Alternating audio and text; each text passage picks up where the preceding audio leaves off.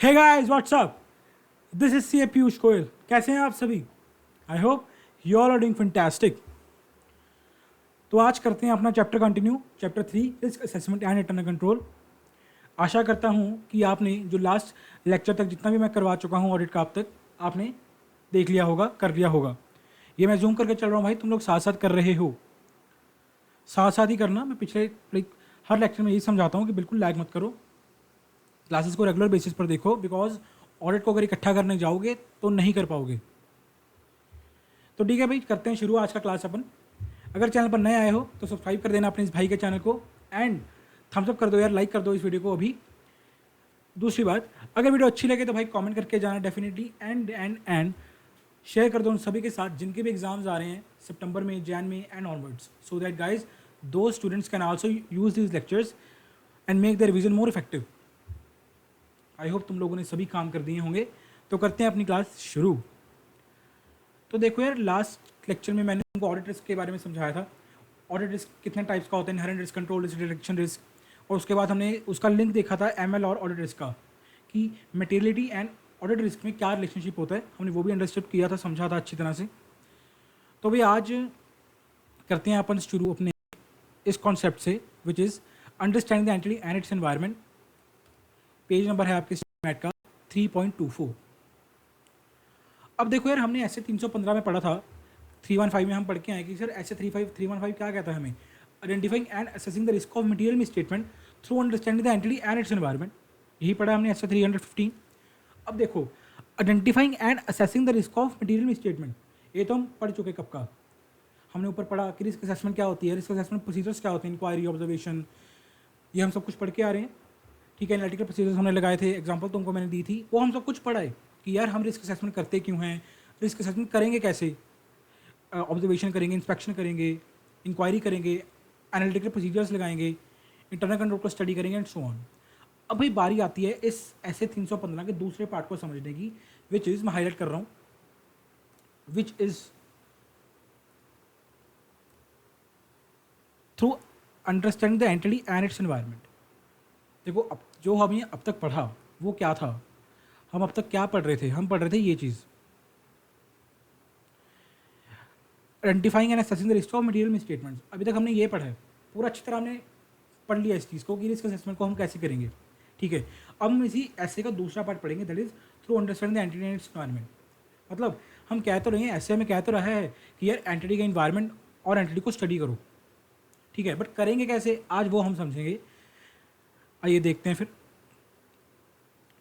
तो देखो भाई, एंटिटी एंड इट्स एनवायरनमेंट को समझने के लिए the auditor shall obtain and understanding the following. क्या क्या समझना पड़ेगा ऑडिटर साहब को, आइए देखते हैं। तो पहला तो है हमारा point, relevant industry, regulatory and other external factors including the applicable financial reporting framework. भाई मेरी बात सुनो, सबसे पहले तुम लोग क्या स्टडी करोगे, इंडस्ट्री के रिगार्डिंग स्टडी करोगे, रेगुलेटरी इन्वायरमेंट स्टडी करोगे, और एक चीज़ है अदर एक्सटर्नल फैक्टर्स, अदर्स। अब मेरी एक बात सुनो, तुम लोग ऑडिट करने जा रहे हो क्लाइंट का, ठीक है, ऑडिट करने तो तुम जा रहे हो भाई, ऑडिट करोगे तब जब तुम्हें क्लाइंट के बिजनेस के बारे में अच्छी तरह पता होगा।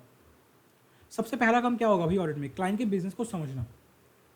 भाई पहले तो ये देखोगे ना कि हमारा क्लाइंट का बिजनेस क्या है, हमारा क्लाइंट किस चीज़ में डील करता है, इनफैक्ट प्रोडक्ट्स में डील करता है, सर्विस सेक्टर में डील करता है, और अच्छा अगर प्रोडक्ट्स में डील करता है तो कौन सी इंडस्ट्री में डील करता है, रियल एस्टेट है, फार्मास्यूटिकल है, एफएमसीजी है, कौन सी इंडस्ट्री में वो डील करता है, उस इंडस्ट्री को समझोगे तुम लोग कि हमारे क्लाइंट के एक्चुअल में बिजनेस क्या है, तो वो है तुम्हारा इंडस्ट्री। तुम इंडस्ट्री को स्टडी करोगे। इनफैक्ट अकेले इंडस्ट्री में भी तुम क्या क्या स्टडी करोगे भाई, इंडस्ट्री में तुम लोग स्टडी करोगे कि उस कॉम्पिटिशन कितना है, कि लाइक सपोज हमारा क्लाइंट भाई एफएमसीजी इंडस्ट्री में है, एफएमसीजी इंडस्ट्री में हमारा क्लाइंट है, वो हमारा क्लाइंट के कॉम्पिटिशन में और कौन कौन से कंपनीज हैं, मार्केट कॉम्पिटिशन कितना है भाई उस इंडस्ट्री में। अच्छा, मार्केट कॉम्पिटिशन के साथ साथ तुम लोग स्टडी करोगे कि यार क्या हमारा क्लाइंट कोई इस तरह का बिजनेस तो नहीं कर रहा जो कि सीजनल हो।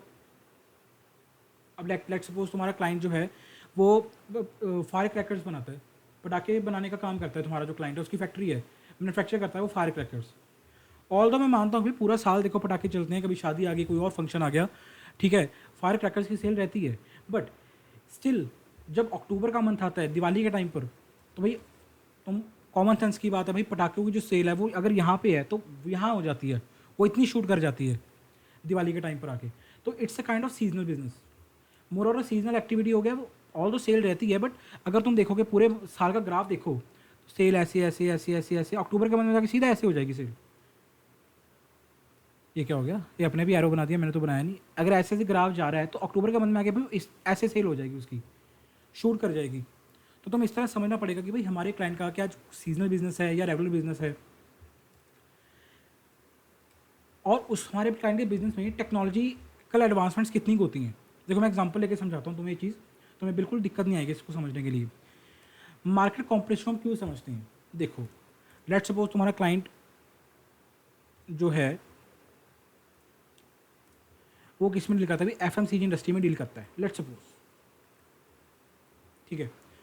मान के चलो भाई तुम्हारे क्लाइंट के 10 कंपेटिटर्स हैं, ठीक है। हम क्यों कॉम्पिटिटिव इन्वायरमेंट को स्टडी करते हैं, हम क्यों मार्केट कॉम्पिटिशन को स्टडी कर रहे हैं, बिकॉज देखो तुम्हारा क्लाइंट जो है लेट्स सपोज उसकी टर्नओवर इस साल की गई है 1000 करोड़ की, और जो बाकी प्लेयर्स हैं इंडस्ट्री में, टोटल 10 प्लेयर्स हैं, तुम्हारा क्लाइंट एक प्लेयर हो गया, बाकी जो 9 प्लेयर्स हैं इंडस्ट्री में उनकी टर्नओवर जब तुम कंपेयर कर रहे हो तो भाई उनकी टर्नओवर क्या है, लगभग लगभग 400 से 600 करोड़ के बीच बीच में सबकी। रही बात प्रॉफिट की, अगर बात करूं तो तुम्हारा क्लाइंट है, हमारा क्लाइंट है अपना प्रॉफिट, भाई वो प्रॉफिट दिखा रहा है 20% का, बट जो बाकी प्लेयर्स हैं इंडस्ट्री में सर वो प्रॉफिट कितने का दिखा रहे हैं, 12% का। यार तुम लोग एक 12-13% लोग एक स्लैब ले लो, 12 से 15% का प्रॉफिट दिखा रहे हैं लेट्स सपोज, तुम्हारे मन में एक सवाल जाना चाहिए भाई कि जब 9 के 9 प्लेयर्स, जब बाकी के प्लेयर्स सबकी जो टर्नओवर है इसी सेक्टर में जो इसी इंडस्ट्री में ऑपरेट कर रहे हैं, पहला उसकी जो टर्नओवर है वो 400 से 600 करोड़ के बीच में है, तो हमारे क्लाइंट ने ऐसा क्या कर दिया कि जो हमारे क्लाइंट की जो टर्नओवर है वो 1000 करोड़ छू गई। ऐसा क्या कर दिया हमारे क्लाइंट ने, क्या पता तुम्हारे क्लाइंट विंडो ड्रेसिंग कर रहा हो, क्या पता एक्चुअल में उसकी भी टर्नओवर जो है वो 300-400 करोड़ ही हो, पर उसने विंडो ड्रेसिंग की हो। विंडो ड्रेसिंग के पर्पज तुम अच्छी तरह जानते हो भी क्यों विंडो ड्रेसिंग करते हैं, मैं उसमें नहीं जाऊँगा अभी इस टाइम पे, ठीक है। और अच्छा बाकी सब प्लेयर्स प्रॉफिट दिखा रहे हैं एटलीस्ट 12-15% की रेंज में, सबका प्रॉफिट इतना है जो एवरेज प्रॉफिट देखा है हमने सभी प्लेयर्स का, पर तुम्हारा क्लाइंट भाई प्रॉफिट कमा रहा है 20% का। अरे ऐसा क्या कर दिया तुम्हारे क्लाइंट ने, ऐसी क्या हैरी पॉटर की छड़ी आ गई उसके पास, विंगार्डियम लेवियोसा, ऐसा क्या कर दिया उसने कि 12 से 15% का प्रॉफिट सीधा 20% चला गया, 400-600 करोड़ की सेल सीधा 1000 करोड़ हो गई। मतलब कुछ फ्रॉडी हो सकता है, there might be a chance of material misstatements, कुछ फ्रॉडी हो सकता है, दया कुछ तो गड़बड़ हो सकती है। सो दैट भाई तुम मार्केट कॉम्पिटिशन स्टडी करते हो, इंडस्ट्री को स्टडी करते हो अच्छी तरह से, सीजनल है नहीं है। अब तुमने देखा कि हमारा क्लाइंट तो भाई पटाखे बनाता है, उनकी फैक्ट्री है, पटाखे वाला क्लाइंट भाई अप्रैल के मंथ में भी उसकी सेल ऐसे ऐसे जा रही है, अप्रैल मई देखो अक्टूबर के मंथ में शूट करेगी, बट बाकी मंथ में भी उसकी सेल ऐसे ऐसे जा रही है, बहुत ऊपर जा रही है। इतना भी क्या भाई, इतना कहाँ पटाखे सेल हो रहे हैं। सो ये सब चीज़ें तुम्हें हेल्प करती हैं भाई देखने के लिए कि क्या पता कि तुम्हारा क्लाइंट फ्रॉडलेंट एक्टिविटीज़ में एंगेज हो।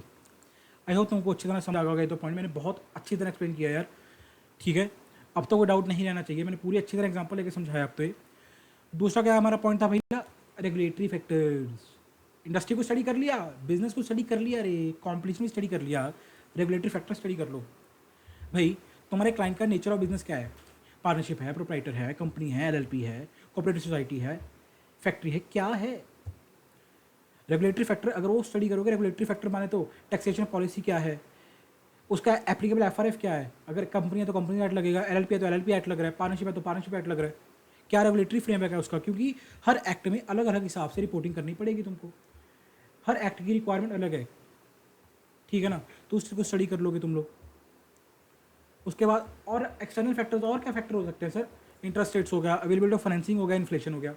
अब तुम लोगों ने देखा कि भाई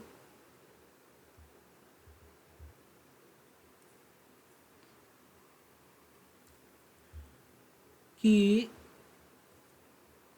जो इंटरेस्ट रेट्स करंटली मार्केट में चल रही हैं वो लेट्स सपोज 12% पे चल रहे हैं, लेट्स सपोज करंटली जो मार्केट इंटरेस्ट रेट है, फाइनेंसिंग का इंटरेस्ट रेट है वो 12% पे चल रहा है, बट तुम्हारा जो क्लाइंट है उसको भाई लोन मिल रहा है कितने परसेंट के ऊपर, 6% के ऊपर, हाफ रेट पे उसको फाइनेंसिंग मिल रही है as compare to the industry. ऐसा क्या कर दिया तुम्हारे क्लाइंट ने, ऐसी क्या जादू की जड़ी, हैरी पॉटर की झड़ी आ गई उसके पास। सो ये सब चीज़ें तुम लोगों को एक इशारा करती हैं, कि इंडिकेशन देती हैं कि यार कुछ गड़बड़ हो सकती है, ध्यान से ऑडिटर देख ले। अब मैं खुद सोचो, तुम लोगों को मार्केट कॉम्पिटिशन का आइडिया ही नहीं है, तुम लोगों ने मार्केट कॉम्पिटिशन को स्टडी नहीं किया, क्लाइंट की इंडस्ट्री को स्टडी नहीं किया, और तो और अपना इंटरेस्ट रेट को स्टडी नहीं किया, रेगुलेटरी फ्रेमवर्क को स्टडी नहीं किया, ऑडिट का तुम घंटा करोगे। तुम लोगों को मैंने एक एक चीज़ का रेलेवेंस समझाया कि हम क्यों स्टडी कर रहे हैं, क्यों कॉम्पिटिशन स्टडी कर रहे हैं, क्यों इंडस्ट्री स्टडी कर रहे हैं। आई होप तुमको क्लियर होगा, तो मेमोराइज करने में भी दिक्कत नहीं आएगी। कूल कूल कूल कूल ये सर, हमने इंडस्ट्री को स्टडी कर ली अच्छी तरह से, एंटिटी का हमने 360 डिग्री व्यू ले लिया इंडस्ट्री का पूरा अच्छी तरह से। शाबाश। इंडस्ट्री को स्टडी जब तुमने कर लिया, लॉ को स्टडी कर लिया, रेगुलेटरी एनवायरनमेंट को स्टडी कर लिया, अब तुम कहाँ आ जाओगे? अब स्टडी कर लो अपनी एंटिटी को, मतलब अपने क्लाइंट को स्टडी कर लो।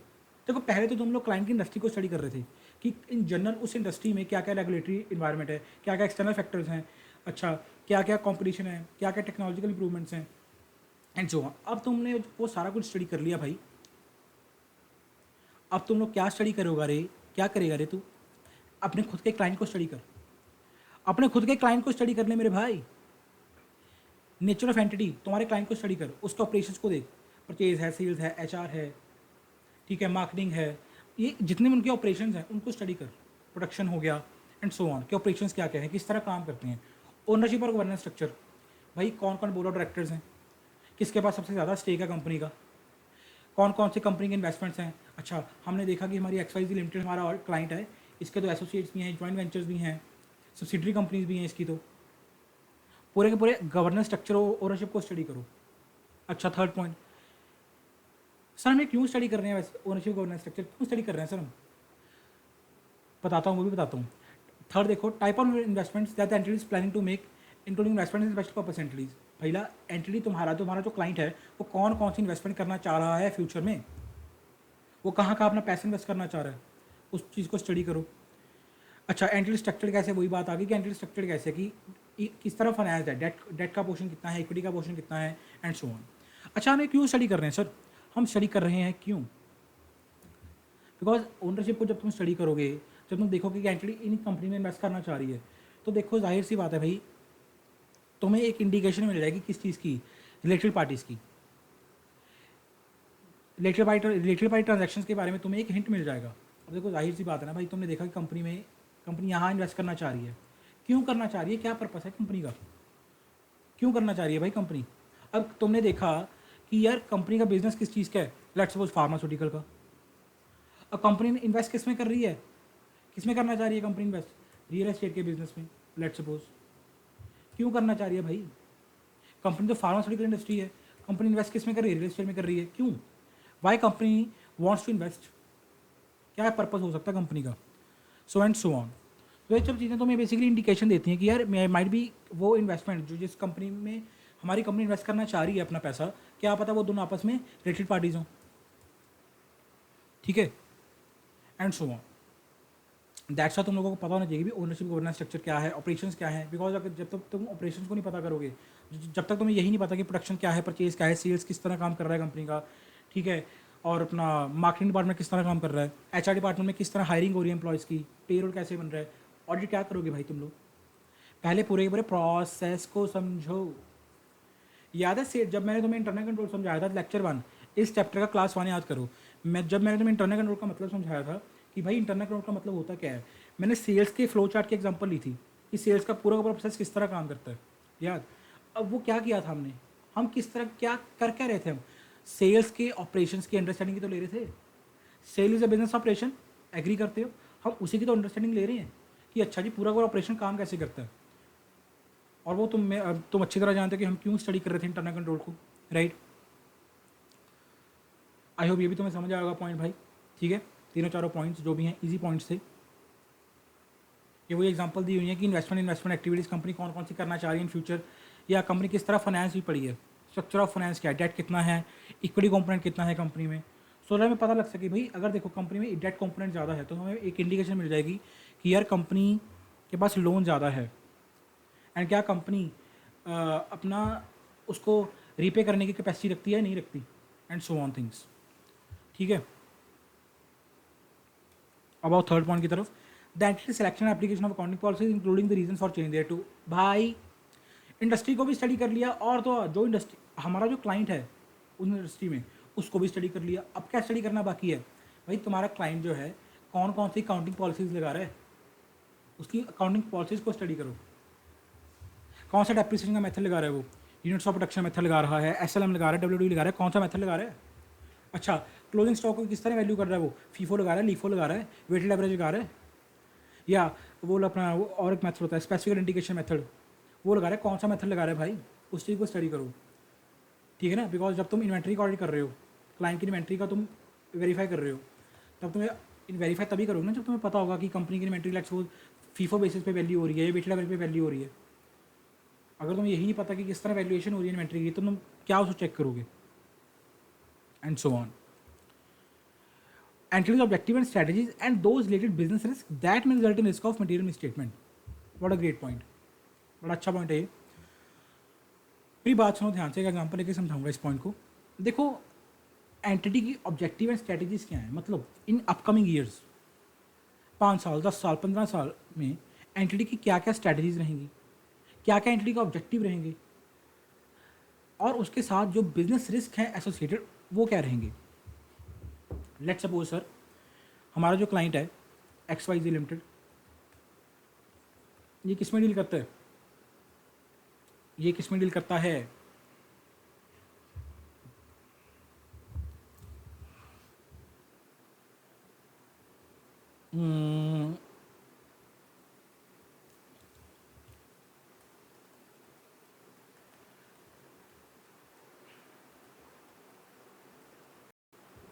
स्मार्ट में, ठीक है। अब तुम्हारा क्लाइंट कह रहा है कि देखो ऑडिटर साहब, हम नेक्स्ट 4 ईयर्स में एक ऐसी घड़ी को इन्वेंट कर देंगे, हमारी R&D टीम लगी हुई है, हम एक ऐसी स्मार्ट वॉच निकालेंगे, ठीक है, जो बिल्कुल एक्यूरेटली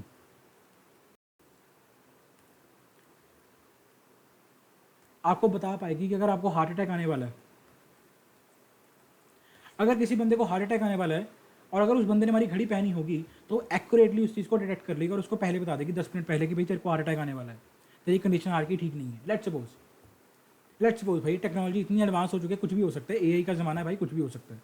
लेट्स सपोज तुम्हारा क्लाइंट कह रहा है कि CA साहब, ऑडिटर साहब, हम अगले 4 साल में एक ऐसी घड़ी को मार्केट में ले आएंगे, हमारे एक ऐसा प्रोडक्ट हम लॉन्च करेंगे जो एक्यूरेटली हार्ट अटैक को डिटेक्ट कर सकता है, एक्यूरेटली हार्ट अटैक को डिटेक्ट कर सकता है।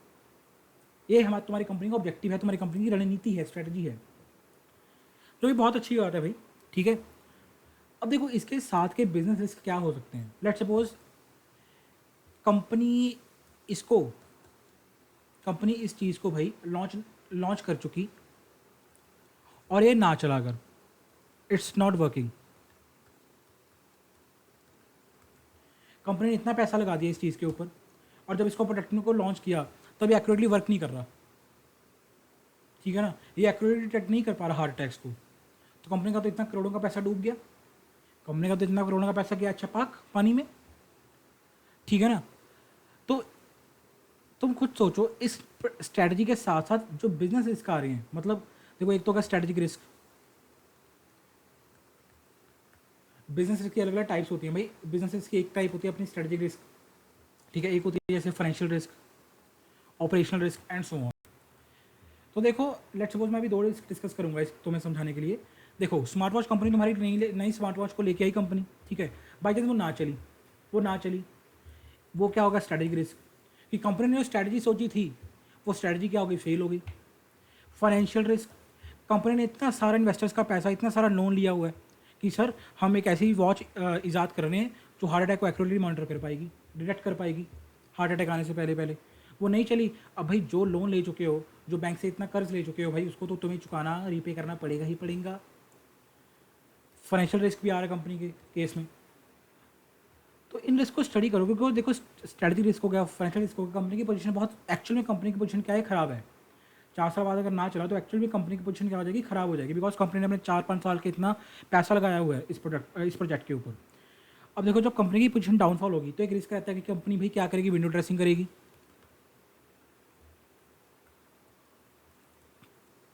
क्या होता कंपनी अपने फाइनेंशियल स्टेटमेंट्स को मिसस्टेट कर दे। क्यों? अगर एक्चुअल पोजीशन दिखाने लगी मार्केट में कि देखो हमें इतना लॉस हुआ, इतना घाटा हुआ है, तो जितने भी इन्वेस्टर्स हैं सब ने पैसा विड्रॉ कर लेना है, कल को किसी ने कंपनी का प्रोडक्ट नहीं परचेज करना, and so on. So there is always a risk कि कंपनी फाइनेंशियल स्टेटमेंट्स को क्या करे, मिसस्टेट करे, ठीक है ना, ताकि उसकी पोजीशन ऑलरेडी मेंटेन रहे जैसे है। सो ये तुम तभी जज कर पाओगे जब तुम्हें आइडिया होगा कि क्या स्ट्रेटजी है, कि क्या ऑब्जेक्टिव है और क्या उसके साथ बिजनेस रिस्क एसोसिएटेड है। आई होप तुम्हें ये पॉइंट भी समझ आया होगा माय फ्रेंड्स। एग्जांपल तुम लोग पढ़ लेना, मैं डिस्कस कर चुका हूँ। एक्सपेंशन ऑफ बिजनेस मैं वही बता चुका हूँ कि कंपनी अपने देखो स्मार्ट वॉच लेके आ रही है, बिजनेस को एक्सपैंड ही कर रही है, नया प्रोडक्ट लेके आ रही है, एक्सपेंशन ऑफ बिजनेस ही हो रहा है, न्यू प्रोडक्ट्स एंड सर्विसेज, वही बात होगी। ये ऑलरेडी डिस्कस कर चुका हूँ एग्जाम्पल में, तुम चाहो तो रीड कर सकते हो अपना सेल्फ। अच्छा, the measurement and review of entities financial performance. क्या बात क्या बात क्या बात भाई, जाहिर सी बात है कंपनी की जो फाइनेंशियल परफॉर्मेंस है उसको एक बार आइडिया, उसका एक बार अंदाज़ा लगा लेना, उसको एक बार स्टडी कर लेना। तुम्हें आइडिया होना चाहिए। क्यों आइडिया होना चाहिए? अब देखो, performance measures whether external internal create pressures on entity, these pressures in turn में motivate management to take action to improve business performance और to misstate the financial statements. ये तो हम डिस्कस करके आ रहे हैं कि कंपनी के ऊपर एक परफॉर्मेंस का प्रेशर है तुम्हारे। अब देखो मार्केट में या तुम्हारे इंटरनली जो मैनेजमेंट है वो कह रही है अपनी कंपनी को कि देखो कंपनी, हमें 2000 करोड़ की सेल इस बार करनी ही करनी है। We have to close our financial year at a turnover of 2000 CR। But actually company तुम्हारी इतनी टर्नओवर क्लॉक नहीं कर पा रही। अब जो अंदर के बंदे हैं, इंप्लॉयज़ हो गए, मैनेजमेंट हो गई, इंप्लॉयज़ हो गए, या सेल डिपार्टमेंट हो गए, परचेज वाले हो गए, उनके ऊपर प्रेशर है कि भैया अगर हमने ये 2000 करोड़ की सेल ना कर पाई इस साल में तो क्या पता हमारी जॉब चली जाए। तो सेल्समैन उनको लग रहा है कि क्या पता हमारी जॉब चली जाए, उनको ये डर लग रहा है। या कंपनी का टारगेट है कि देखो बाकी सारे बिजनेसेस 2000 करोड़ की सेल कर रहे हैं तो हमें भी इतनी करोड़ की सेल करनी है। अगर तुम सेल ना कर पाए इतने करोड़ की तो तुम ये भी एक डर रहता है कि तुम मार्केट शेयर लूज ना कर जाओ, बिकॉज बाकी सारे प्लेयर्स तो भाई 2000-2500 करोड़ की सेल क्लॉक कर रहे हैं, but you are not able to do so. तो अल्टीमेटली जो परफॉर्मेंस के प्रेशर्स होते हैं वो तुम्हारे क्लाइंट के ऊपर प्रेशर इंपोज करेंगे। और जब प्रेशर आता है भाई कि यार बॉस तो कह रहा था इतना 2000 करोड़ की सेल दिखानी है, तो ऐसा करे यार, बॉस को क्या पता लगेगा, बॉस कौन सा रोज़ रोज़ आता है। अरे इन्वेस्टर को क्या पता लगेगा, इन्वेस्टर ने एक बार पैसा इन्वेस्ट कर दिया और उसने देखा नहीं मुड़ के बिजनेस की तरफ, तो दिखा दे, एफएस को मिस स्टेट कर दे, विंडो ड्रेसिंग कर दे, अपलिफ्ट कर दे। एक्चुअल में सेल कितनी की हुई है? 1500 करोड़ की, कोई बात नहीं, हम दिखा रहे हैं 2000 करोड़ की। बस यही कुछ है। अच्छा, इन चीज़ को स्टडी करें, इस चीज़ को स्टडी करने के लिए तुम क्या क्या करोगे? बजट्स को देखो, फोरकास्ट को देखो कि कंपनी कितना बजट कर रही है, कितनी प्रोजेक्शन कर रही है, क्या फोरकास्ट है कंपनी का, तभी पता लगेगा ना। फोरकास्ट है 3000 करोड़ का, तुम्हारी कंपनी 2500 करोड़ पे रुक गई आके, एक रिस्क लगेगा तुम्हें कि यार कंपनी ने फोरकास्ट जो था, जो बजट था उसको अचीव नहीं किया। क्रेडिट एजेंसी की रिपोर्ट्स को देखो, जो क्राइसिल हो गई अपनी जैसे, ठीक है, उसकी रिपोर्ट्स को देखो कि तुम्हारे बिजनेस की क्या रेटिंग है, क्रेडिट एजेंसी की रेटिंग है। Period on period FP analysis देखो भाई, last year period on period, like पिछले 5 साल का डेटा निकालो कंपनी का, टर्नओवर किस ट्रेंड में जा रही है, किस ट्रेंड में प्रॉफिट जा रहा है, किस ट्रेंड में एक्सपेंसेस जा रहे हैं, उन चीज़ सब चीज़ को स्टडी करो, ठीक है। बस यही कुछ है भाई। देखो ये जितने भी पॉइंट्स हैं सभी आपस में इंटरलिंक्ड हैं, ऐसा एक भी कोई पॉइंट नहीं है कि जो अलग हो अपने आप में। मोर और लेस वही एग्जांपल्स हैं, मोर और लेस वही कॉन्सेप्ट्स हैं, बस अलग अलग पॉइंट्स बनाए पड़े हैं तुम्हारे स्टडी यूनिट में। मोर और लेस सब कुछ वही है, तुम खुद को, मैंने तुम्हें सब पढ़ाया, एक्सप्लेन किया, राइट। नेक्स्ट पॉइंट क्या कह रहा है? Why understanding the entity and its environment significant. क्या बात है भाई, सारा कुछ पढ़ लिया, अब वाई बता रहा है वो जाके कि यार वाई, क्यों क्यों। भाई मेरे, तुम खुद एक कॉमन सेंस, एक लॉजिकल माइंड से सोचो, जितना अभी हम पढ़ के आए हैं कि क्यों हमें स्ट्रैटेजी को स्टडी करना चाहिए, क्यों हमें बिजनेस रिस्क को स्टडी करना चाहिए, क्यों हमें अकाउंटिंग पॉलिसी को स्टडी करना चाहिए, अच्छा क्यों हमें ऑपरेशन को स्टडी करना चाहिए, क्यों गवर्नेंस स्ट्रक्चर को स्टडी करना चाहिए, क्यों हमें इंडस्ट्री को स्टडी करें, रेगुलेटरी इन्वायरमेंट को स्टडी करना चाहिए, और तो और क्यों हमें बजट फोरकास्ट देखने चाहिए, क्यों हमें क्रेडिट एजेंसी की रिपोर्ट देखनी चाहिए। तुम लोगों को मैंने एक एक चीज़ का मतलब समझाया, एक एक चीज़ का रीज़न समझाया है, एक एक चीज़ के पीछे का लॉजिक बताया कि क्यों हम करते हैं ये सब कुछ, वाई वी आर स्टडिंग। अब ये वाई तो भाई ऑटोमेटिकली जस्टिफाई फिर हो ही गया, क्यों हम स्टडी करते हैं, क्यों हम स्टडी करते हैं भाई, ये तो ऑब्वियसली वाई जस्टिफाई हो ही गया। सो दैट भाई, अगर सिंपल भाषा में कहूँ so that we can identify the areas which require special attention, ताकि हमें पता लग सके जब हम बिजनेस को स्टडी इतने वास्ट तरीके से स्टडी कर रहे हैं बिजनेस को, हमें पता लग जाएगा भाई कौन कौन से एरियाज हैं जो स्पेशल अटेंशन चाहते हैं, मतलब जिनमें हमें मोर फोकसली अपने ऑडिट प्रोसीजर लगाने पड़ेंगे, और जो वो एरियाज जिनमें हमें कम ऑडिट प्रोसीजर लगाने पड़ेंगे। बस ये हमारा वाई था। इनफैक्ट अगर ना भी बताता तो भी मैंने एक एक पॉइंट को एक्सप्लेन किया तुम्हें, वाई क्यों हम करते हैं study.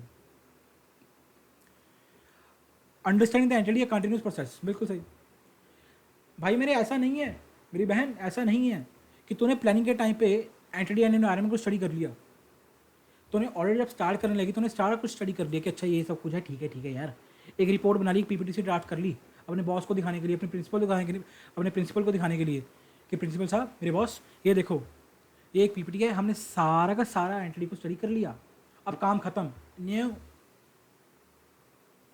It is a continuous process. जब तक है ऑडिट तब तक है study the entity and it's environment. दोबारा ध्यान से बात सुनना, जब तक रहेगा ऑडिट तब तक रहेगा studying the entity and it's environment. It is a continuous process मेरे भाई, डायनेमिक एनवायरनमेंट है, क्योंकि ऐसा नहीं है कि तुमने जो आज स्टडी किया वो कल भी वही रहेगा। इन्वायरमेंट इज डायनेमिक, सो तुम्हें अपने आप को अपडेट रखना पड़ेगा, because it's a dynamic process. Gather करो इन्फॉर्मेशन को, अपडेट रखो अपने आप को, एनालाइज करते रहो through out the audit. For example देखो, मटेरियलिटी इन अकॉर्डेंस वैसे 320 डिटर्मिन। अब मैंने देखो ऊपर एक, जब तुम्हें मैंने मटेरियलिटी का कॉन्सेप्ट पढ़ाया था तो मैंने तुम्हें एक चीज़ बताई थी, हमने टॉपिक डिस्कस किया था revision of materiality as audit progress, कि भाई जैसे जैसे ऑडिट बढ़ता जाएगा, जैसे जैसे ऑडिट प्रोग्रेस कर रहा है, अगर तुम्हें लगता है कि यार मटेरियलिटी लेवल को हमें चेंज कर देना चाहिए, हमें अपनी एमएल और पीएम चेंज कर देनी चाहिए, तो चेंज कर दो, ठीक है। और एक पॉइंट पढ़ा देता हूँ, identifying areas where special audit consideration may be necessary, for example RPT. भाई जाहिर सी बात है यार, जब तुमने गवर्नेंस स्ट्रक्चर को स्टडी किया तो तुम्हें रिलेटेड पार्टी के बारे में पता लग गया, ठीक है। ऑडिट करते करते तुम्हें कुछ पता लगा कि यार ये भी एक और हमारी एंटिटी है जो हमारे क्लाइंट की रिलेटेड पार्टी है, तुम्हें उसको भी स्टडी करना पड़ेगा। तो मतलब ये ऐसा नहीं है कि तुमने एक बार स्टडी करके रख लिया तो खत्म हो गया, no, it's a continuous process. ये पूरे के पूरे ऑडिट में चलता रहेगा, बिकॉज डायनेमिक इन्वायरमेंट है, हर चीज़ वॉलेटाइल है, ठीक है। ऐसा तो है नहीं कि जैसा बिजनेस चल रहा है आज की डेट में कल को वैसे ही चलेगा, फिक्स रहेगा, नो, अप्स एंड डाउन आते रहते हैं भाई। तो इसकी वजह से तुम्हें अपने आप को अपडेट रखना पड़ेगा, गैदर करना पड़ेगा हर टाइम इन्फॉर्मेशन को। आई होप तुम लोगों को समझ आएगा ये वाला पॉइंट भी। लो जी, इसी के साथ अब 315 होता है कंप्लीट। अब तुम लोगों को अच्छी तरह समझ आ गया होगा कि भाई दोनों पार्ट समझ आ गए होंगे इस ऐसे 315 के, दोनों के दोनों पार्ट्स में समझ आ गए होंगे। दो पार्ट्स क्या थे सर, एक बार दोबारा बता दोगे प्लीज़? बिल्कुल बता देता हूँ। दो पार्ट्स मेरी बहन ये थे। पहला part identifying and assessing the risk of material misstatement, पहला पार्ट तो ये था इस ऐसे का, जिसमें हमने डिस्कस किया था रैप, रिस्क असेसमेंट प्रोसीजर्स क्या होते हैं, किस तरह लगाएंगे, इंक्वायरी करेंगे, ऑब्जर्वेशन करेंगे, इंस्पेक्शन करेंगे एंड एनालिटिकल प्रोसीजर भी लगाएंगे, क्यों करते हैं वो डिस्कस किया था। दूसरा पार्ट आज डिस्कस किया है हमने क्या, through understand the entity and it's environment, कि इसको कैसे हम अंडरस्टैंड करेंगे एंटिटी एंड इट्स एनवायरनमेंट को। आई होप तुम लोगों को समझ आएगा यार। देखो ऐसे 315 मैंने बड़ी अच्छी तरह तुम लोगों को समझा दिया, ठीक, कूल। चलो यार चलते हैं अपन अपने नेक्स्ट कॉन्सेप्ट की तरफ, दैट इज इंटरनल कंट्रोल। या अब देखो इंटरनल कंट्रोल क्या होता है, उसकी डेफिनेशन क्या होती है, वो ऑलरेडी मैं रीड तुम्हें करवा चुका हूँ डे 1 पे ही, ठीक है, कि 4 ऑब्जेक्टिव्स होते हैं अपन के इंटरनल कंट्रोल के। क्या क्या होते हैं मेरे साथ बोलो। रिलायबिलिटी ऑफ फाइनेंशियल रिपोर्टिंग, हमारी जो फाइनेंशियल रिपोर्टिंग हो रही है वो रिलायबल हो। Effectiveness and efficiency of operations, कि जो हमारे ऑपरेशन हो रहे हैं बिजनेस के, परचेज हो, प्रोडक्शन हो, सेल्स हो, एचआर हो, मार्केटिंग हो, जो भी ऑपरेशन हो रहे हैं वो सब क्या हो, इफेक्टिवली एंड एफिशिएंसी हो रहे हो। एसेट्स हमारे सेफगार्डेड रहे, एंड द लास्ट थिंग भाई जो लॉज एंड रेगुलेशन है उनके साथ हमारा कंप्लायंस भी हो रहा हो। ये तुम्हारे 4 के 4 ऑब्जेक्टिव्स हो गए जो मैंने तुम्हें रिवाइज करवा दी दोबारा से, ठीक है। अच्छा जी, बेनिफिट्स क्या होते हैं, क्यों हम स्टडी कर रहे हैं सर, बेनिफिट्स क्या हैं? सबसे पहले तो पढ़ो third point, design the nature, timing and extent of further audit procedures. भाई मेरी बात सुन, तूने जब देखा सेल्स के इंटरनल कंट्रोल को, तूने सेल्स के इंटरनल कंट्रोल को पूरा पूरा स्टडी किया, जब तूने रिस्क असेसमेंट की, तो रिस्क असेसमेंट कर रहे तूने रिस्क असेसमेंट में सेल्स के इंटरनल कंट्रोल को स्टडी किया, ठीक है, तूने एक आइडिया लिया कि यार क्या चल रहा है, क्या प्रोसेस है, तेरे को पता लग गया कि यार सेल्स का प्रोसेस तो बहुत फुल प्रूफ है, बहुत रिलायबल है यार, कि पहले मेल आएगी, क्लाइंट का ऑर्डर आएगा, उसके बाद कोटेशन इशू, ऑर्डर बनेगा, फिर इनवॉइस इशू होगा, फिर ये बिल इनवॉइस बनेगा, उसके बाद भी गेट पे एंट्री होगी, फिर जीआरएन इशू होगा एंड सो ऑन। भाई मेरे सेल्स का प्रोसेस तो तेरे को समझ आ गया कि कितना फुल प्रूफ प्रोसेस है, इसमें तो गलती के चांसेस क्या हैं, नेग्लिजिबल हैं। मतलब तेरे को एक कंफर्ट आ गया रे, तेरे को क्या आ गया, कंफर्ट आ गया कि यार इंटरनल कंट्रोल्स हैं जो एंटिटी के वो बहुत सही हैं। अगर मैं सेल्स की बात करूँ, मतलब जो सेल्स की ट्रांजैक्शन हो रही होगी, जो सेल्स की रिपोर्ट निकल के आ रही है, जो इन्वॉइसेज हैं, पूरा का पूरा सेल्स का अमाउंट अलग से, वो 1000 करोड़ की अमाउंट आ रही है सेल्स की, तो ये भी ठीक होगी एक तरह की। मतलब जो फर्दर ऑडिट प्रोसीजर तुमने लगाने हैं सेल्स को चेक करने के लिए, वो तो एक हद तक कम लगाएगा, यू विल लेस, कम लगाएगा तो ऑडिट प्रोसीजर्स। क्यों? तेरे को ऑलरेडी इंटरनल कंट्रोल के ऊपर लाइन्स आ गया, तूने सेल्स का जो पूरा का पूरा प्रोसेस है, इसका इंटरनल कंट्रोल्स हैं, तूने उसको ही इतनी अच्छी तरह टेस्ट कर लिया। जब तू उनको इतनी अच्छी तरह टेस्ट कर लेगा, ठीक है ना, तूने क्या किया, इसको ना हम बोलते हैं कंट्रोल वॉक थ्रू। जब तुम आर्टिकलशिप में जाओगे, तुम लोग एक्चुअल में कंट्रोल वॉक थ्रू करोगे, इसको हम बोलते हैं मेरे भाई control walk through, right.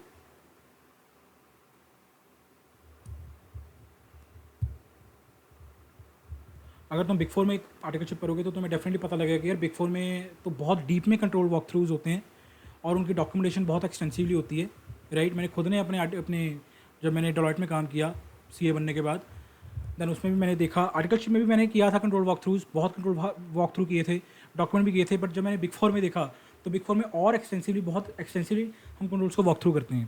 Control walk through का मतलब हो गया ए से लेके जी तक उस कंट्रोल को एक बार तुमने समझना। मतलब जैसे मैंने तो पूरे सेल्स का तुम्हें प्रोसेस समझाया, तुम उस पूरे के पूरे प्रोसेस को एक बार करके देखोगे खुद, तुम कह दोगे या क्लाइंट को कि क्लाइंट साहब मेरे को आप बताओ कि किस किस तरह प्रोसेस, ये पूरा का पूरा प्रोसेस होता है, आप हमें करके दिखाओ, एक डेमो करके दिखाओ। उसको तुम लोग बोलते हैं मतलब कंट्रोल वॉक थ्रू। मतलब हम पूरे के पूरे कंट्रोल प्रोसेस को ए से ए टू जी समझ रहे हैं, कि स्टार्टिंग से लेके एंड तक, ये ट्रांजैक्शन इनिशिएट होने से लेके इस ट्रांजैक्शन के कंक्लूजन तक पूरा का पूरा हमें वॉक थ्रू दो, पूरा पूरा हमें डेमो दो कि किस तरह होता है, उसको हम बोलते हैं कंट्रोल वॉक थ्रूज, ठीक है। तो मैं ये समझा रहा था तुम लोगों को कि जब तुमने कंट्रोल का वॉक थ्रू कर लिया, जब तुमने पूरे के पूरे कंट्रोल को देख लिया, तेरे को कंफर्ट आ गया रे कि ये तो बिल्कुल सही है, तो अकॉर्डिंगली जो तेरे फर्दर ऑडिट प्रोसीजर्स होंगे वो तो अकॉर्डिंगली कम लगाएगा ना रे, एक्सटेंट कम होगा, उसका नेचर उनकी ठीक ठाक होगी, बिकॉज तेरे को ऑलरेडी कंफर्ट आ चुका, मतलब तेरा काम कम हो गया, इंटरनल कंट्रोल ने तेरा काम कम कर दिया, ठीक है। दूसरी बात, identifying types of potential misstatements, identifying factors that affect the risk of material misstatement. भाई जाहिर सी बात है, जब तूने कंट्रोल को स्टडी किया, पूरे के पूरे कंट्रोल को तूने देखा, तो तेरे को ऑब्वियसली पता लग जाएगा कि अच्छा यार यहाँ पे गैप है, यहाँ पे बाबू गैप है, यहाँ पे थोड़ी सी शेडी एरिया है जहाँ पे रिस्क हो सकता है मटेरियल मिसस्टेटमेंट्स का, बिकॉज तूने पूरे पूरे कंट्रोल का वॉक थ्रू कर लिया ए टू जी, तूने अच्छी तरह एक डेमो ले लिया पूरे के पूरे कंट्रोल का, इस तरह काम करता है हमारा पूरा पूरा सेल्स का प्रोसेस, परचेज का प्रोसेस, पेरोल का प्रोसेस एंड सो ऑन। तो अकॉर्डिंगली तुम बेटर अंडरस्टैंड कर सकता है पोटेंशियल मिसस्टेटमेंट्स को, ठीक है। ये बेनिफिट्स होते हैं हमारे इंटरनल कंट्रोल को स्टडी करने के, इजी पीजी ही जी। लिमिटेशंस क्या है भाई, व्हाट लिमिटेशंस क्या है, क्या ड्रॉबैक्स हैं इंटरनल कंट्रोल्स के यार। भाई देखो, पहला ड्रॉबैक तो है internal control can provide only reasonable assurance, यहाँ भी रीजनेबल एश्योरेंस, अरे कम वक्त पीछा ही नहीं छोड़ रहा रीजनेबल एश्योरेंस हमारा। भाई मेरी बात सुन, लास्ट क्लास में, इससे जो पहले क्लास थी, मैंने उसमें रामू काका की एग्जांपल ली थी, राइट, कि रामू काका को वेयर हाउस के बाहर बिठा दिया गया कि सो दैट अनऑथराइज एक्सेस को प्रिवेंट कर सके। मतलब रामू काका देखेंगे कि यार ऐसी कोई बंदा, यारा गहरा बंदा ना चला है वेयर हाउस में, उसको पहले डॉक्यूमेंट्स को दिखाना पड़ेगा, ऑथराइजेशन को दिखाना पड़ेगा कि यार मेरे को इतने पीसीस चाहिए, इतना माल मेरे को चाहिए, प्लीज़ मेरे को दे दो, ठीक है। बट रामू काका का बैठना एक तरह की रीजनेबल एश्योरेंस ही देता तुम लोगों को। देखो, क्या ये गारंटी है कि अगर रामू काका वहाँ पे बैठे हैं तो वहाँ फ्रॉड नहीं हो सकता, वहाँ पे कोई और बंदा जा नहीं सकता परमिशन के बिना, क्या ये पॉसिबल है? Answer is no, it is only reasonable assurance, it is only reasonable assurance. वो तो सिर्फ और सिर्फ तेरे को मेरे भाई रीजनेबल एश्योरेंस ही देता है अकेला, कि चल ठीक है रामू काका बैठे हैं। अब रामू काका बैठे हैं वो तुम्हें एश्योरेंस दे रहे हैं कि चल ठीक है बैठे हैं, अच्छी बात है, कोई ऐसी बंदा घुस नहीं पाएगा हमारे वेयर हाउस में। बट क्या पता घुस जाए। रामू काका चाय पीने गए, चाबियाँ वहीं रख गए, पीछे से एक बंदा आया, चाबी खोली, माल निकाला और आगे निकल गया। रामू काका चाय की चुस्की लेने में बिजी थे, पीछे से जो बंदा था वो अपना काम कर गया। So it provides only reasonable assurance, वो तुमको एब्सोल्यूट एश्योरेंस नहीं देता रे। आज ही डेट में 100% गारंटी कौन देता है तुम्हें? वही तुम्हारा इंटरनल कंट्रोल कह रहा है। ठीक है, आगे देखो, human judgement and decision making. ओ हो भाई मेरी बात सुनो, कंट्रोल को डिजाइन करने वाले कौन है? Human beings. अब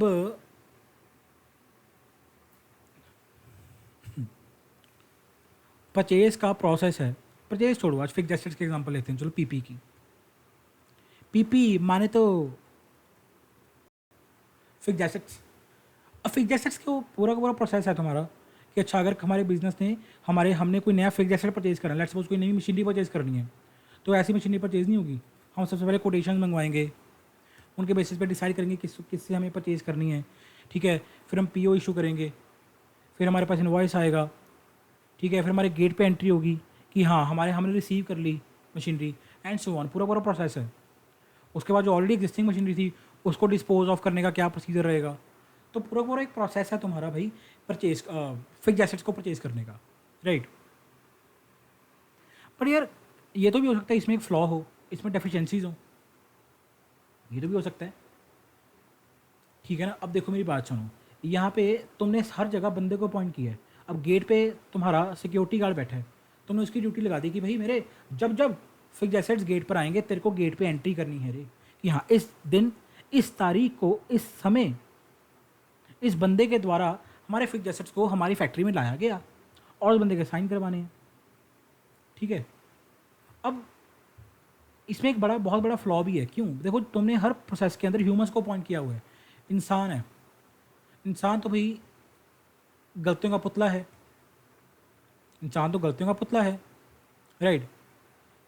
तुम्हारा रात का टाइम था, रात के 1 बज रहे थे, रात के 1 बज रहे थे, लेट्स सपोज तुम्हारा सिक्योरिटी गार्ड क्या था, सो रहा था आराम से कि यार अब किसने आना रात को। तभी से एक कंसाइनमेंट तुम्हारी फैक्ट्री में आ गया, एक फिक्स एसेट्स का कंसाइनमेंट तुम्हारी फैक्ट्री में आ गया। ठीक है, जो फिक्स एसेट्स का रजिस्टर मेंटेन करते हैं, जो सुपरवाइजर हैं फिक्स एसेट्स के, उन्होंने कहा अरे अरे अरे किशन भैया आप सोते रहो। अरे क्यों किशन भैया, आपकी नींद, माफ़ करना किशन भैया आपकी नींद ख़राब कर दी। अब मैं कर देता हूँ ना गेट पे एंट्री, क्या बात कर दी आपने, मैं एंट्री कर दूंगा गेट पे, टेंशन मत लो। हाँ हाँ ठीक है भैया सो रहे। मतलब there is a flaw, human था उसमें, एक डेफिशिएंसी थी तुम्हारे इंटरनल कंट्रोल में कि यार वो ओवरलुक भी हो सकता है। देखो सिक्योरिटी गार्ड ने एंट्री करनी चाहिए थी, उसने एंट्री नहीं की वगैरह, ठीक है यार वो कर तो देगा, अपना ही बंदा है, क्या फ़र्क पड़ रहा है। सो जहाँ ह्यूमंस आते हैं भाई वहाँ पे डेफिशिएंसीज हो सकती हैं इंटरनल कंट्रोल्स को ड्राफ्ट करने में। ठीक है, lack of understanding the purpose, भाई इसकी बेस्ट एग्जांपल मेरे को लगती है तुम्हारे मैट में दी हुई है itself, exception report. Exception report का मतलब होता है यू कैन से एक ऐसी रिपोर्ट जो डेविएशंस को बताती है कि बजटेड इतना था या एक्सपेक्टेड इतना था और एक्चुअल में इतना हुआ है। अरे अपने सिंपल भाषा मैं खुद ही भूल गया तुम्हें, हमने पढ़ा था ना कि जैसे होना चाहिए वैसे देखो होना ऐसे चाहिए था, हो ऐसे गया, होना ऐसे चाहिए था, हो ऐसे गया। उन दोनों के बीच का जो डेविएशन है, जो डिफरेंस है, उस रिपोर्ट को हम बोलेंगे एक्सेप्शन रिपोर्ट। एग्जांपल लेता हूँ, फॉर एग्जांपल अब देखो तुम्हारे बिजनेस में जो तुम्हारे क्लाइंट का पूरा का पूरा ईआरपी सॉफ्टवेयर है जिसमें पूरे के पूरे तुम्हारे ऑपरेशन मैनेज होते हैं तुम्हारे क्लाइंट के, उसमें एक एक्सेप्शन रिपोर्ट निकलती है हर मंथली एक्सेप्शन रिपोर्ट निकलने का ट्रेंड है। किसकी एक्सेप्शन रिपोर्ट निकल रही है? लेट्स सपोज भाई उसमें प्रोडक्शन वालों की एक्सेप्शन रिपोर्ट निकल रही है जिसमें बताया जाता है कि भैया रॉ मटेरियल का, let's suppose A B C, ये 3 तरह के रॉ मटेरियल्स हैं, इसका रेट होना चाहिए था 20 रुपये पर केजी, बट आया कितने का? 50 रुपये पर केजी का। बी का रेट होना चाहिए था 100 रुपये पर केजी, मंगवाया क्या 200 रुपये पर केजी का। अच्छा यूनिट्स प्रोड्यूस कितनी होनी चाहिए थी इस मंथ? लेट्स सपोज इस मंथ में 1 लाख यूनिट प्रोड्यूस हो जानी चाहिए थी, हुई कितनी है? सिर्फ 80,000। तो बेसिकली जो डिफरेंसेस आ रहे हैं कि 20,000 का डिफरेंस है, 100 रुपये का डिफरेंस है पर केजी, 30 रुपये का डिफरेंस है पर केजी, तो ये सब एक्सेप्शन रिपोर्ट में आएंगे कि यार होना ऐसा चाहिए था बट हो ऐसे रहा है। अब देखो ये रिपोर्ट सिर्फ खाली की निकल निकल डाउनलोड करने के लिए नहीं होती कि ठीक है यार मंथली हमें एक्सेप्शन रिपोर्ट डाउनलोड करनी पड़ेगी, बॉस ने कहा है कि ठीक है, डाउनलोड करके फाइल में लगा दी, ये दबाया एंटर, ये चला प्रिंट, प्रिंट निकला और हमने फाइल में लगा दी प्रिंट आउट निकाल कर। नो भाई नो, उस एक्सेप्शन रिपोर्ट के ऊपर तुमने क्या एक्शन लिया वो बहुत मैटर करता है। तुमने एनालाइज किया कि अच्छा यार होना 1 लाख यूनिट प्रोड्यूस होना चाहिए था बट हमने सिर्फ 80,000 यूनिट प्रोड्यूस किए हैं, क्यों? 20,000 यूनिट्स कम प्रोड्यूस क्यों हुए? उसको एनालाइज करो, उसके ऊपर अप्रोच एक्शन लो। बट ये तो मेरे को पता है ना, ये तो तुम्हें पता है, क्यों? क्योंकि हम लोगों को नॉलेज है इस चीज़ की। बट हो सकता है कि भाई जो बंदा उस चीज़ को सुपरवाइज कर रहा है, लेट्स सपोज जो सुपरवाइज़र हैं जिनकी रिस्पॉन्सिबिलिटी एक्सेप्शन रिपोर्ट को निकालने की और डाउनलोड करने की, उनको यही नहीं पता कि इनका पर्पस क्या है। उनको बस इतना पता है कि भाई हर मंथ के एंड में 30 तारीख को एक्सेप्शन रिपोर्ट डाउनलोड करनी है कंपनी की ERP सॉफ्टवेयर से और उसको फाइल में लगा देना है। उनको यही नहीं पता कि पर्पस क्या है। अरे उनको कोई पर्पस समझाओ कि साहब पर्पस क्या है, आपको एनालाइज भी करना है उस रिपोर्ट को, क्योंकि वो आपके होते हुए 80,000 यूनिट्स प्रोड्यूस हुए जबकि होने कितने चाहिए थे? 1 लाख यूनिट्स। उसके ऊपर अप्रूव्ड एक्शन क्या लिया रहे आपने, वो चीज़ बहुत मैटर करती है। बट कई बार होता है कि जो बंदा रिस्पॉन्सिबल है परफॉर्म करने का उस कंट्रोल को, हमारे केस में सुपरवाइजर था जो, उनको पर्पस ही नहीं पता। ये एक लिमिटेशन इंटरनल कंट्रोल की। एक्सेप्शन रिपोर्ट एक तरह का इंटरनल कंट्रोल था कि अगर डेविएशन हो रही है, ठीक है ना, तो उसको रोका जाए। वो एक तरह का internal control exception report. But उसको उसके ऊपर अप्रोच एक्शन क्या लूँ वही नहीं पता तुम्हारे बंदे को। It's another limitation. Collusion among the people, best example Ramu Kaka. Last example मैंने तुम्हें लास्ट क्लास में तुम्हें एग्जांपल दी थी रामू काका की। वेयर हाउस के आगे रामू काका बैठे हैं और सेल डिपार्टमेंट वाले बंदे आए, रामू काका कहते हैं कि काका 10,000 आपको यहाँ पे मिलता है, आप हमसे 30,000 रुपया पकड़ो। अरे 30,000 रामू काका पकड़ो, आप मुन्नी की शादी करनी है, मुन्नी बिटिया की, और गुल्लू भैया को गुल्लू बेटे को भी पढ़ाना है आपने, कहाँ 10,000 में कुछ करते हैं। हम रोज़ आया करेंगे आपको आपके घर, आपका शेयर पहुँचा दिया करेंगे। ठीक है बेटा, ठीक है बेटा, ठीक है। मिली भगत, कलोजन अमंग द पीपल मतलब तुम्हारे जो मिली भगत होना, मिली भगत करना, कलोजन मतलब। बेस्ट एग्जांपल तुम्हारे जो बंदे इंटरनेट, देखो रामू काका तुमने क्या किया था, इंटरनेट कंट्रोल के पॉइंट किया था कि रामू काका इंटरनेट कंट्रोल है हमारे, वो ध्यान रखेंगे। वही मिल गए, वही मिल गए, उन्होंने रिश्वत ले ली, वही मिली भगत कर गए। आई होप ये पॉइंट बहुत ईजी है, समझ आ गया होगा। जजमेंट्स बाय मैनेजमेंट,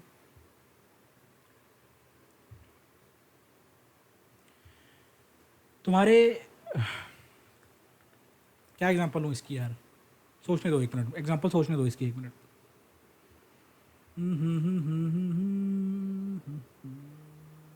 हाँ ये बेस्ट रहेगी, ये सही रहेगी एग्जांपल। वेट, तुम्हारा क्लाइंट है जिसका तुम ऑडिट करने जा रहे हो, ठीक?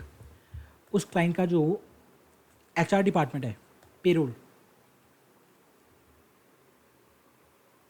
ठीक है, पेरोल डिपार्टमेंट है रे, बिल्कुल है। अब उसमें पॉलिसी है कंपनी की, तुम्हारे क्लाइंट की, कि अगर किसी नए कैंडिडेट को हमने हायर करना है, अगर किसी नए कैंडिडेट को हमने हायर करना है,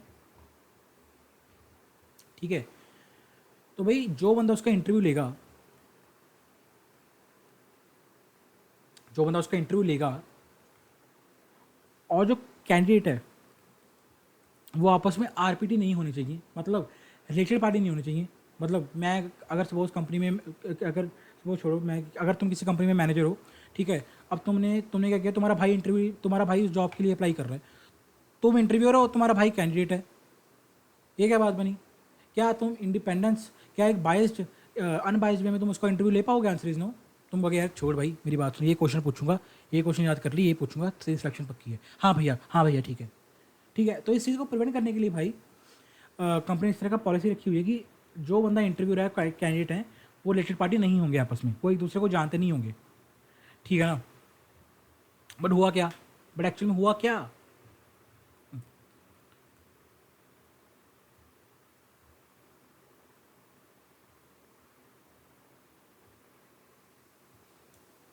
जो तुम्हारे बॉस हैं, जो तुम्हारे बॉस हैं, उनके बेस्ट फ्रेंड का बेटा, बीएफएफ का बेटा, उनके बीएफएफ का बेटा तुम्हारी कंपनी में जॉब करना चाहता है, तुम्हारी कंपनी में पोजीशन की अप्लाई कर रहा है, वो इंटरव्यू देगा क्या? क्या वो इंटरव्यू देगा क्या आगे? Answer is no. वो क्यों इंटरव्यू देगा भाई? इंटरव्यू, जब इंटरव्यू उसका इंटरव्यू लेने लगा, उसके पास फ़ोन पहुंच गया, या विशाल, नहीं नहीं नहीं नहीं नहीं नहीं अरे वो तो हमारे बेटे के जैसा है। अरे उसका इंटरव्यू थोड़ी लोगे यार तुम। अरे मैंने कह दिया तो कह दिया, उसको जॉब पे रखो, मतलब जॉब पे रखो उसको। अरे हमारा बेटा हुआ या वो हुआ? जी सर, जी सर। सर आप सिलेक्टेड हैं, या थैंक यू। मतलब मैनेजमेंट की जजमेंट है रे। जब मैनेजमेंट चाहे कंट्रोल को अप्लाई कर रही है, जब मैनेजमेंट चाहे कंट्रोल को अप्लाई कर रही है, मतलब it chooses to implement and the nature and extent of risk it chooses to assume. मतलब उसकी मर्जी है कि मेरी मर्जी है मैं इंप्लीमेंट करूँ उस कंट्रोल को ना करूँ, तो ये बहुत बड़ी गलत बात है भाई। Judgements by management. लिमिटेशन के साथ स्मॉल एंट्रीज। स्मॉल एंट्रीज माने तो लाला एंट्रीज, मैं इनको लाला एंट्रीज बोलता हूँ।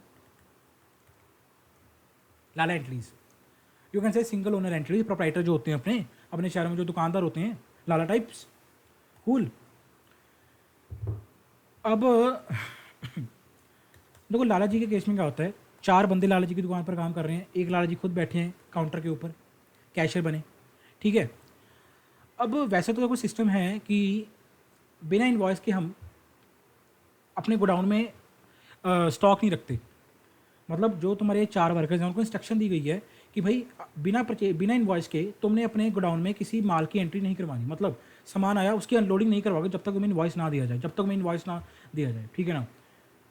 बट कल सुबह की ही बात है, क्या किया लाला जी ने, गोडाउन के सामने ट्रक आके रुक गया, वो कह रहा कि अनलोड करो पर इनवॉइस नहीं है मेरे पास। जो ये वर्कर्स थे ये तो कहते भाई नहीं, हमारे लाला जी ने क्या कहा है, क्या कहा है हमारे लाला जी ने कि यार जब तक इनवॉइस ना हो अनलोडिंग नहीं हो सकती। लाला जी पीछे से आए, कहा रे क्या कर रहा है, क्या लड़ रहा है उसके साथ? लाला जी आपने तो, अरे मैंने क्या कहा था तुझे, हमसे जुबान लड़ाता है रे, चल अनलोडिंग करवा, अनलोडिंग करवा। लाला जी आपने, अरे क्या क्वेश्चन पूछ रहा है हमसे, हमने कह दिया कि अनलोडिंग करवा, तूने बिल से के लेना है रे, इनवॉइस हो या ना हो। लाला जी भड़क गए, बेचारे वर्कर का क्या कसूर था। मतलब स्मॉल एंटिटीज के केस में भाई जो सिंगल ओनर होता है उसकी ही चलती है, वो जब चाहे जैसे चाहे कर सकता है, ठीक है। मतलब वो कंट्रोल को ओवरराइड कर सकते हैं, ओवरराइड कर सकता है कंट्रोल्स को, जब चाहे उसकी मर्जी है भाई। इंप्लीमेंट करना चाहे कर ले, नहीं करना तो ना करे, ठीक है ना। आई होप गाइस तुम लोगों को समझ आया होगा ये वाला पॉइंट भी। इसी के साथ अपन की बेनिफिट्स भी हो चुके हैं इंटरनल कंट्रोल के, एंड लिमिटेशन भी हो चुकी हैं इंटरनल कंट्रोल की डिस्कस। अब देखो नेक्स्ट पॉइंट है अपना कंपोनेंट्स ऑफ इंटरनल कंट्रोल। ये मैं सेपरेट क्लास में डिस्कस करना चाहूँगा, अब मैं डिस्कस नहीं करना चाहता बिकॉज ये बहुत बड़ा है। देखो ये 5 कंपोनेंट्स हैं तुम्हारे इंटरनल कंट्रोल के, और एक एक कंपोनेंट को डिस्कस करने में बहुत टाइम लग जाएगा। के ऊपर मैं अगला जो मेरी लेक्चर होगा, क्लास होगा, वो सेपरेटली मैं इसके ऊपर लगा दूंगा अपनी कंट्रोल के ऊपर। और ये बहुत इंपॉर्टेंट भी है तुम्हारे एग्जाम पर्सपेक्टिव से। तुम्हारे एग्जाम में इन 4-5 पॉइंट्स में से कौन सा पॉइंट उठ के आ जाए एग्जाम में, यू डोंट नो, तो तुम्हें बहुत अच्छी तरह करने चाहिए ये 5 के 5 पॉइंट्स। मैं एक सेपरेट लेक्चर डालूंगा, इससे नेक्स्ट क्लास जो होगी इन्हीं के ऊपर होगी, primarily components of internal control के रिगार्डिंग। पर आज मैं यहीं पॉज करता हूँ क्लास को, ठीक है, बिकॉज अगर आज शुरू करवा दिया तो देखो आज कंप्लीट हो नहीं पाएगा, ठीक है, आज कंप्लीट नहीं हो पाएगा, ऑलरेडी 50 मिनट्स का लेक्चर हो चुका है, ठीक है ना। ठीक है भाई, ठीक है ठीक है ठीक है, ज़्यादा चैप्टर नहीं बचा अभी हमारा, ज़्यादा चैप्टर नहीं है। इसके बाद तो देखो अगर ये जब हम ये कर लेंगे इसके बाद तो प्राइमरली हमारा सिर्फ वही बचेगा, mainly digital audit, that is audit in an automated environment. बड़ा सही टॉपिक लगता है वो मेरे को, बहुत मज़े से करवाऊंगा वो टॉपिक भी तुम लोगों को, ठीक है। तो ठीक है गाइस, आई होप जितना मैंने तुम्हें आज करवाया है मेरे भाई और मेरी बहन, तुम्हें समझ आ गया होगा अच्छी तरह से। देखो यार मैं तो अपनी तरफ से हर एक पॉइंट को एग्जांपल लेके तुम्हें समझाया है। देखो मैं इससे ऊपर कुछ नहीं कर सकता, अब तुम्हारे खुद के एफर्ट्स हैं भाई। मैंने एक भी ऐसी चीज़ नहीं है जिसको तुम्हें बिना एग्जांपल के समझाया हो, ये तुम खुद अच्छी तरह जानते हो, ठीक है ना। तो अब तुम्हारी खुद की मेहनत है भाई, डेली बेसिस पर क्लासेस जब मैं अपलोड कर रहा हूँ तो प्लीज़ गाइस बिना लैग की क्लासेस को लगाओ, लेक्चर्स को लगाओ, ऐसा प्लीज़ गाइस बिल्कुल मत करो कि तुम लोग लैग रख रहे हो, एक हफ्ते बाद या 15 दिन बाद लेक्चर इकट्ठे देखने का प्लान कर रहे हो। गाइस मेरी बहन मेरे भाई नहीं हो पाएगा, लिटरली मैं लिख के कह रहा हूँ नहीं हो पाएगा। ये एक ऐसा सब्जेक्ट है, अगर तो इसको साथ साथ कर लिया जैसे मैं करवा रहा हूँ तो भाई बहुत सही रहोगे तुम लोग। बट अगर इसको तुमने पेंडिंग कर दिया ना कि यार छोड़ यार, सर को डाल देने लेक्चर, जब सर करवा देंगे इसको बाद इकट्ठा ऑडिट को हम करेंगे, नहीं कवर अप कर पाओगे यार, नहीं कवर अप कर पाओगे। सही बता रहा हूँ तुम लोगों को। बाकी तुम्हारी मर्ज़ी है भाई, एज अ बड़ा भाई तुम लोगों को मैं गाइड कर रहा हूँ अच्छी तरह से। अब मानना है ना मानना सर वो आपकी मर्ज़ी है खुद की, ठीक है। तो चलते हैं गाइज, मिलते हैं अपनी नेक्स्ट क्लास में। तब तक के लिए पढ़ते रहिए, हंसते रहिए, मुस्कुराते रहिए। मैं पीयूष गोयल लेता हूँ आपसे विदा। मिलेंगे नेक्स्ट क्लास में। #Learn with C Piyush. Bye bye. Yo.